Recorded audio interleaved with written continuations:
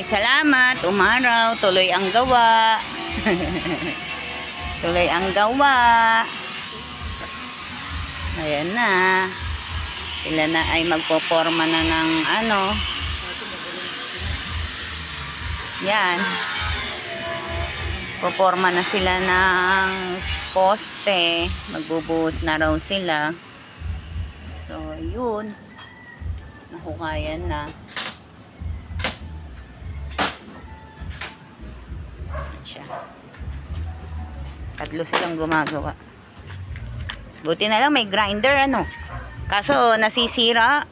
Ay ba't sira yan? Hindi yan sira. Ganyan talaga siya binili mo? Magkali. Ganyan binili mo hindi? Uy, ang sikat ng araw guys. Ganyan siya binili mo de?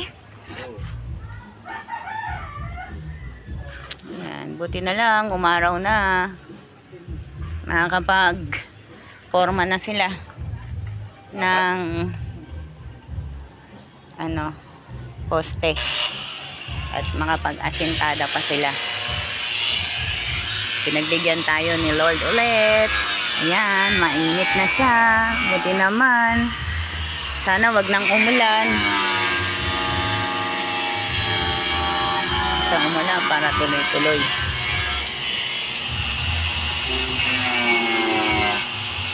Yung ano mo, yung blade mo, pang wood ba yan? Yung blade mo, de?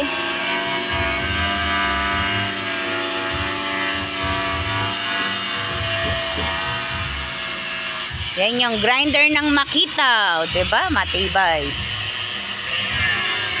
Siyempre, doon tayo nagwo-work. Kaya Makita yung ating gagamitin.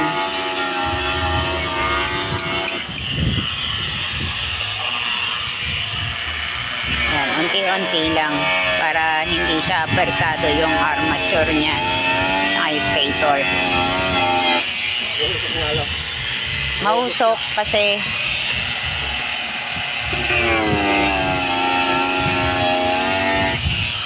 la, nag-apoy na. Nag-apoy.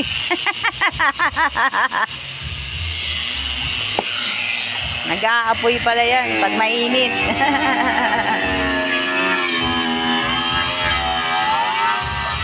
So, yan. Umusok siya pagka gina-grinder. Kasi hindi naman talaga yan yung ano, dapat may, ano eh, makabili tayo ng ano, yung, ano tawag doon?